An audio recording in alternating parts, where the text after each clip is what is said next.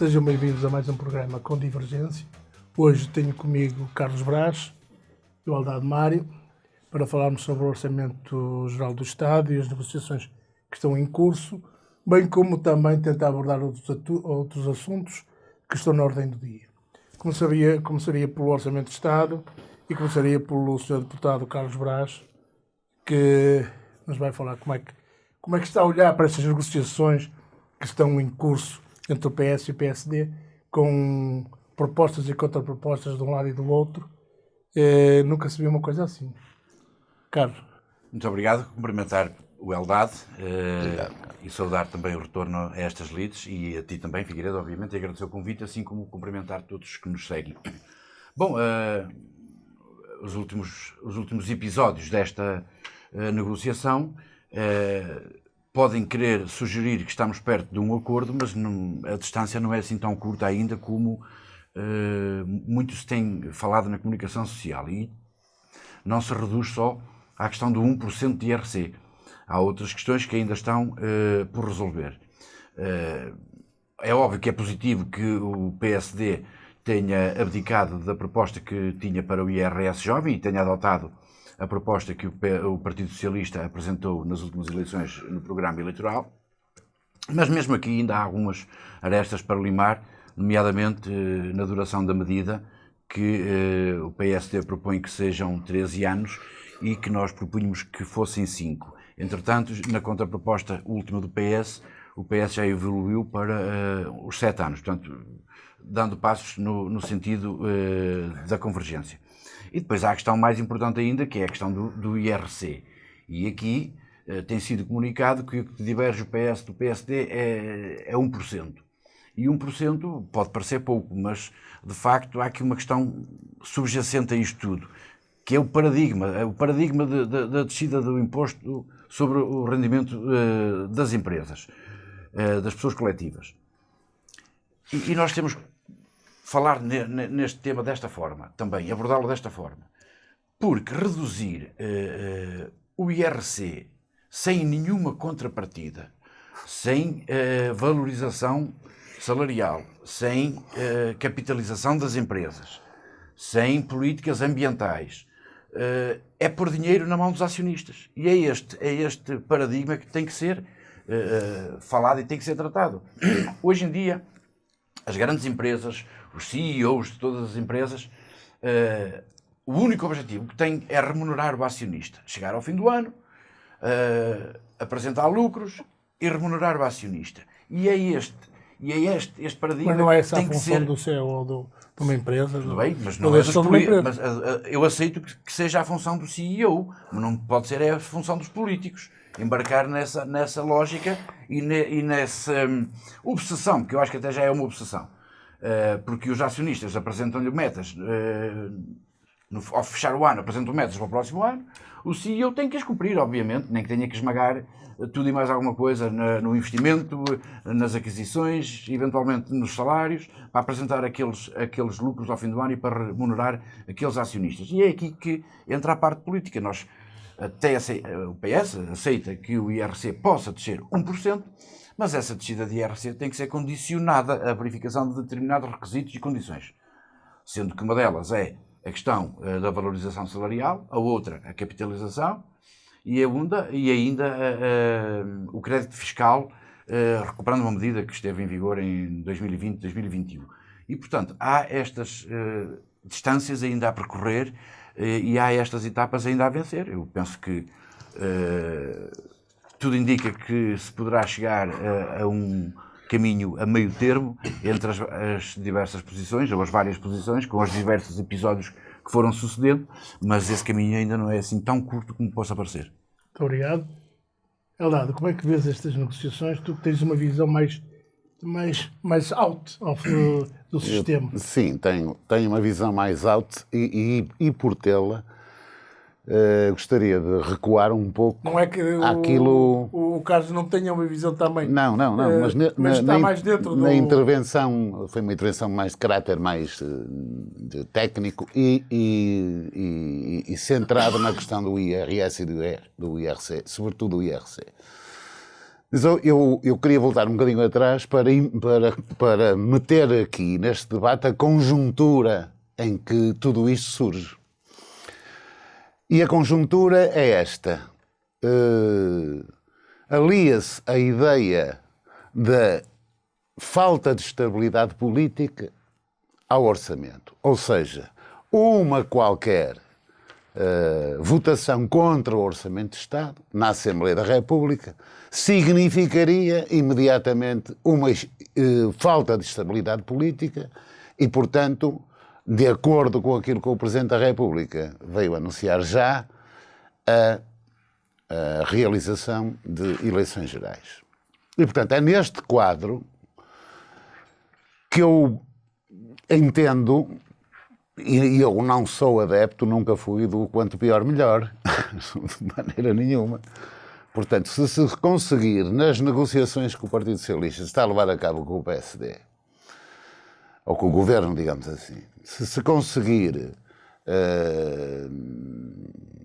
algumas medidas que eu considero fundamentais e que têm a ver designadamente com o rendimento das pessoas e que têm a ver também com a proteção às pequenas e médias empresas e também uma política fiscal que pudesse, de alguma forma, introduzir catapultar interesses económicos para o interior do país. E isso me parece a mim que o orçamento de todo em todo resolve. Portanto, a questão é esta. Os partidos políticos, de uma forma geral, designadamente os partidos políticos que normalmente compõem o poder, estão com algum receio de serem, de não serem bem vistos pelo povo em geral, se forem eles, digamos assim, os autores dessa chamada falta de estabilidade política. Ou seja, receio de serem penalizados nos futuros resultados eleitorais. Eu estou convencido que o Partido Socialista e o Dr. Pedro Nuno Santos, se tivesse a certeza de que o resultado eleitoral poderia dar-lhe uma maioria absoluta, que o orçamento estava chumbado por natureza. E, portanto, mas também vejo que da parte dos partidos que compõem o governo, da AD, digamos assim, também não vejo grande euforia. O que vi foi, isso sim, um aproveitamento político enorme por parte de certa comunicação social amiga de quem está no poder, que é quase toda, a tentar incutir a ideia nas pessoas de que o autor da instabilidade política, no caso do orçamento, da proposta de orçamento ser chumbada, seria o Partido Socialista. Eu bem sei que isto, no fundo, no que é que redundará? E isto vai redundar no seguinte, é que mesmo que o PS venha a viabilizar o orçamento com a sua simples abstenção, o que é que vai seguir-se? É depois a aprovação do orçamento na especialidade. E na especialidade, meus amigos, não tenham dúvidas nenhumas que este governo vai passar as passas do Algarve. Porque o orçamento de Estado, digamos, quando for particularizado pelos setores, aí eu não vejo que este governo tenha muitas hipóteses de se manter no poder. A não ser que se transfigure completamente. E eu não estou, nenhum de nós acredita nessa possibilidade. Bem, eu para já, sobre isso, era o que eu queria dizer e já me alonguei um bocado. Há aqui uma questão que eu iria pôr aos dois, como é evidente, que é a questão que não se tem falado muito no investimento, no investimento público por parte do governo, que ele se tem reclamado que ao longo dos 8 anos do governo do Partido Socialista foi mesmo muito fraco. E, portanto, eu nesta questão do orçamento não tenho visto essa discussão, não tenho ouvido essa discussão sobre isso. Sim. Eu estou a se me fazer permites, pergunta. sim. Não é um tema discutido neste orçamento, pela simples razão que nós temos um instrumento que se chama Plano de Recuperação e Resiliência, que aporta fundos para o investimento público de uma dimensão que nós, eventualmente, se calhar, nem conseguiremos executar. E há sérias dificuldades de execução desse volume de investimento público. É óbvio que depois de Tem 2026... dificuldades de mão de obra, não é? Também. É óbvio que depois de 2026 vamos ter esse tema outra vez em cima da mesa, porque vai haver uma queda abrupta do investimento público em 2027 e anos seguintes. E, portanto, daí, e se calhar muitas das pessoas não compreenderam na altura o designado Fundo Medina, porque é que o governo do PS fazia questão de canalizar os superávites orçamentais para um fundo, precisamente para que depois, a seguir a 2026, não houvesse uma queda tão abrupta do investimento público e houvesse uma almofada pública que pudesse financiar esse investimento. Não existindo esse fundo, é óbvio que a seguir a 2026 vamos sentir todos, e esse vai ser um tema recorrente. Mas eu queria pegar na ideia do debate na especialidade que o Eldad levantou. Eu já tinha aqui também registado, porque nós temos-nos focado nestas duas questões de IRC e IRS jovem como sendo o importante do debate orçamental. Mas eu acho que até mais importante que estas duas, para o PSD e para o Governo, se é que eles querem o orçamento aprovado, é chegar a um consenso com o PS que possa depois dar alguma garantia que o orçamento que entregue não é desvirtuado logo a seguir. Porque, se eu bem me recordo, o ano passado, quando foi a discussão deste orçamento, entraram 1.500 propostas de alteração dos diversos partidos. Se elas não forem travadas, Até creio que foram mais. se elas não forem travadas, Foram mais. facilmente entra um orçamento e sai outro completamente distinto. E depois vamos ter a AD a vitimizar-se, a dizer que afinal com este orçamento não podemos governar. E portanto, parece-me a mim que está aqui em causa, ao chegar a esta tentativa de consenso com o PS, está aqui mais em causa até o resto do debate na especialidade, porque provavelmente nós alteraremos aquilo completamente em todas as áreas. É que é muito fácil desvirtuar completamente um orçamento. Basta alterar datas, valores e fazer propostas de alteração. E nós sabemos que há partidos que fazem todos os anos as mesmas propostas, só lhe mudam a data e submetem todos os anos às centenas. E se essas propostas... Que é para dizer que tem trabalho, não é?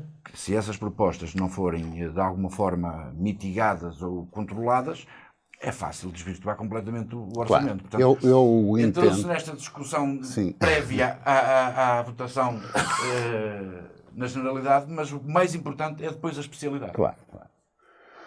O que é que eu queria dizer? Realmente fizeram-se avanços significativos com o anterior governo, designadamente no apetrechamento do Serviço Nacional de Saúde, o recrutamento de mais pessoal,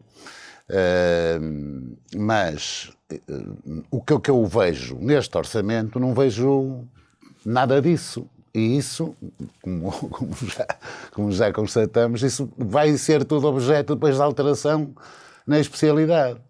Ou seja, este governo, ao apresentar este orçamento, não deixa de forma nenhuma de demonstrar que está ao serviço do grande capital e de grandes interesses económicos. Esta é uma verdade pura e dura. Mas é assim, é tal qual o que eu penso é isto. Isto é entregar, falávamos há pouco com a questão do PRR, que nas mãos da AD eu acho que vai ser um fartar vilanagem, mas pronto. De qualquer maneira,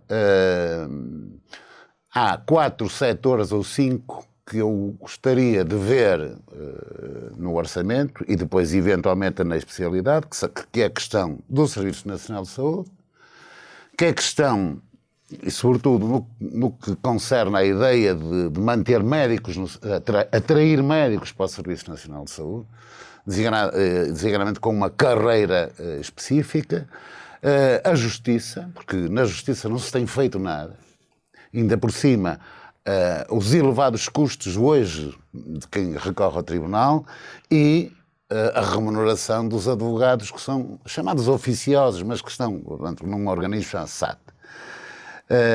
Depois o ensino, quer dizer, falta de professores, a situação em muitas escolas está caótica e depois a grande questão que hoje é cada vez mais premente, que é a da habitação. E nesse particular, eu creio que se isso não for resolvido a curto e médio prazo, que nós vamos ter muitos problemas sociais para resolver no país. O problema da habitação é que ela demora algum tempo a construir. Mas há uma questão que eu, pegando naquilo que o Mário disse, que é o problema do PRR, há um estudo da Faculdade de Economia do Porto sobre migração, em que falam que nós iremos necessitar de importar, importar migrantes na ordem dos 148 mil. 183 mil por ano. Ou isso. Até 2030. De imigrantes.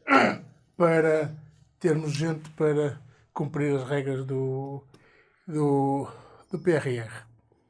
Carlos, mas não se tem discutido muito isto. Parece que é um tema que Não, só o Chega fala. Tem-se discutido, tem havido à volta dessa discussão uma carga ideológica demagógica muito grande, que é precisamente introduzida pelo Chega, de criar a ideia nos portugueses de que os lugares dos portugueses estavam a ser ocupados por E que a criminalidade... imigrantes. E também tentaram fazer essa associação entre os índices de criminalidade e a imigração. E já tinham feito outra até, já tinham feito entre a situação contributiva... E que não está aprovada. É óbvio que não está aprovada.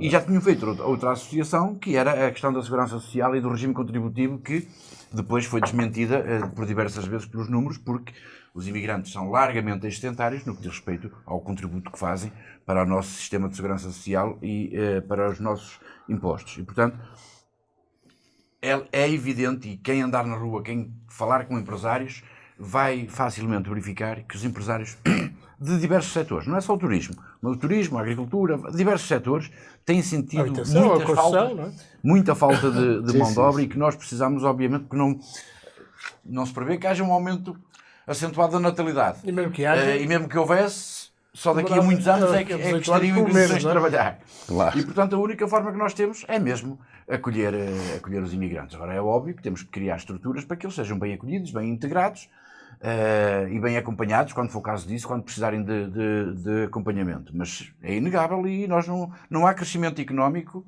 nenhum sem imigração. Esqueçam lá a ideia de que nós somos suficientes. Não, o estudo da FEP diz mesmo que para que queremos crescer acima dos 3%, temos que ter... Não há outro no meu caminho, entender, não há outro caminho. Neste momento temos o capital, mas o capital precisa de trabalho para ser produtivo. Portanto, temos que juntar ao capital, temos que juntar o trabalho. Portanto, é exatamente isso que eu queria. Eu queria só dar aqui uma chegazinha numa frase que o Eldad Mário disse, que é: este governo está ao serviço do grande capital e eu... Não, o orçamento. O orçamento. Eu diria que o governo está ao serviço de um calendário eleitoral. Sim, claro. Tem tomado, sem dúvida. São todas elas eleitoralistas. Para mim é líquido. Assim como é líquido para mim que eles também não estão muito à vontade com os eventuais resultados eleitorais. Também dá-me a ideia que não estarão à vontade. Muito nisso. Pois, Mas voltando aqui à questão da imigração, há aqui uma coisa que isto é matemática pura. Nós não podemos aumentar o produto sem aumentar o trabalho. Não é impossível. Isto é matematicamente impossível. A grande questão que se coloca é, na regulamentação da imigração, naturalmente, tem que haver regulamentação para isso, e uma regulamentação, enfim, equilibrada, e não ideológica, como muito bem disse o Carlos Braga. Mas tem que ser digna. Com dignidade. Porque se não tiver dignidade em termos de custo de produção, não é? O produto pode subir rapidamente, mas os problemas sociais podem acentuar-se de forma desnivelada. Portanto, desta situação nós não temos alternativa. Não há produto sem trabalho, não há produto sem investimento e o investimento requer mais mão de obra. Isto, qualquer dia devemos se calhar estar aqui a falar na inteligência artificial, porque para mim poderia ser um dia a libertação do homem do trabalho como única fonte de rendimento, mas isso dava para outro programa. Há uma das coisas que me preocupa é como é que nós aceitamos de bom grado, sem qualquer tipo de crítica, por exemplo, as afirmações de um deputado do Chega, que havia um barco nos Açores que obrigou a Força Aérea Portuguesa a sobrevoar e com um custo de 45 mil euros. 45 mil euros.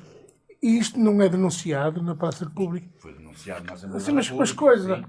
mas com... É lamentável O Mário disse uma coisa que a demagogia desse partido chegue a esse ponto.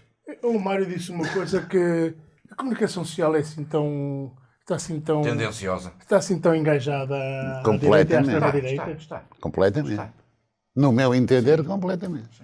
Até porque as mentiras têm sido mais que muitas e não são denunciadas. Não, existe neste momento a tal veiculação de que uma reprovação do Orçamento de Estado criaria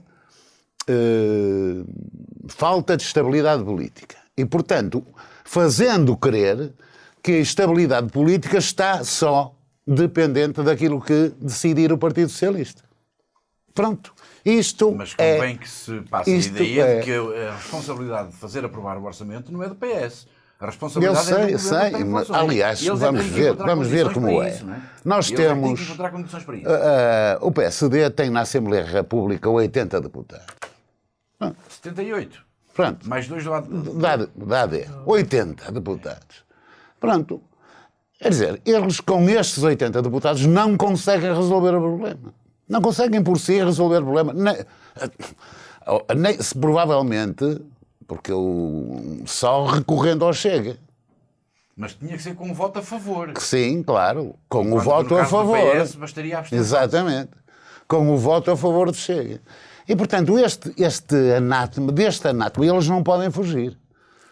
Agora, que a comunicação social veicula sempre a ideia de que tudo depende do Partido Socialista e de que será o Partido Socialista, digamos assim, o penalizado num futuro ato eleitoral. Disto eu não tenho dúvidas nenhumas. Sim, é o que tem passado. Mário, diz-me uma coisa, e como é que tu olhas para o comportamento do Sr. Presidente da República? Como sempre olhei, o Sr. Presidente da República foi eleito, se recordam, depois de 14 anos, pelo menos, a vender a sua imagem de professor e de comentador político na televisão. E a dar notas. E foi eleito, e não posso esquecer-me que foi eleito com o apoio do Partido Socialista. Isto é claríssimo. Depois, enquanto durou o governo, os governos do Partido Socialista, apoiados ou não por uma geringonça, mas enquanto duraram os governos do Partido Socialista, tudo fez para devolver o poder à sua família política. E tanto assim foi que, para mim, eu considerei isto um verdadeiro golpe de Estado, portanto não tenho problema nenhum em afirmá-lo, um golpe de Estado, constitucional. Agora, objetivamente pelo menos foi. E ele é que é o verdadeiro autor da instabilidade política que se vive no país. Quando nós falamos em instabilidade política, nós não podemos esquecer-nos que o Sr. Presidente da República deitou ao lixo uma maioria absoluta. Ponto final. Quem se demitiu foi na altura, Primeiro-Ministro e Secretário-Geral do Partido Socialista. Demitiu-se porque depois daquela insinuação de que ele estaria envolvido num processo crime, que pelos vistos não há nada, o Sr. Presidente da República recusou-se a indicar um outro membro do Partido Socialista para continuar Não, houve no uma indicação governo. por parte do secretário-geral do Partido Socialista. Sim, mas não foi aceito pelo Mas Presidente não da foi República. aceito. Não, mas eu... Não Mas foi eu aceito. até recuava mais um bocadinho, ao Eldad. Porque no dia da tomada de posse do governo, do anterior governo do PS, o Sr. Presidente da República pôs logo bem clarinho que a maioria era pessoal. Claro. E não há maiorias pessoais. Não há maiorias pessoais. Aliás, Os isso é uma visão portugueses- perfeitamente aliás, inconstitucional. Os portugueses votaram num partido, não votaram num primeiro-ministro, não se elegem primeiros-ministros. Claro. Mas ele tornou logo claro, nessa tomada de posse, se calhar um bocadinho inconformado com a maioria que o PS tinha tido, ele atribuiu logo a maioria a uma pessoa, fazendo depender um governo de uma pessoa. O que acho que introduziu logo uma subversão do sistema completamente. Mas, Nem com aquelas coisas que lhe correram mal e que lhe têm corrido mal, como é o caso, por exemplo, aquele célebre caso das gêmeas, não é? E da proteção, digamos assim, a um pedido do filho, nem com as coisas que lhe têm corrido mal, aquele senhor não deixa e não desiste de interferir. Não, mas agora... Interferir em áreas que nem lhe competem.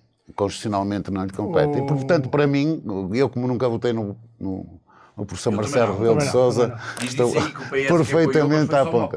Sim, está bem, mas nós sabemos que o PS tem duas partes. Como é que se chamava a candidata? Ana Gomes. Ana Gomes.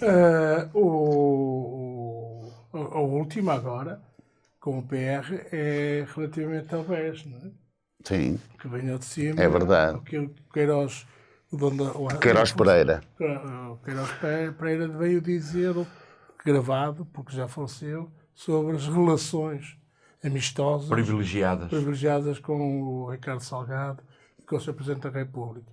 Portanto, o Sr. Presidente da República está, digamos, na mão de cima para cair para a mão de baixo, digo eu.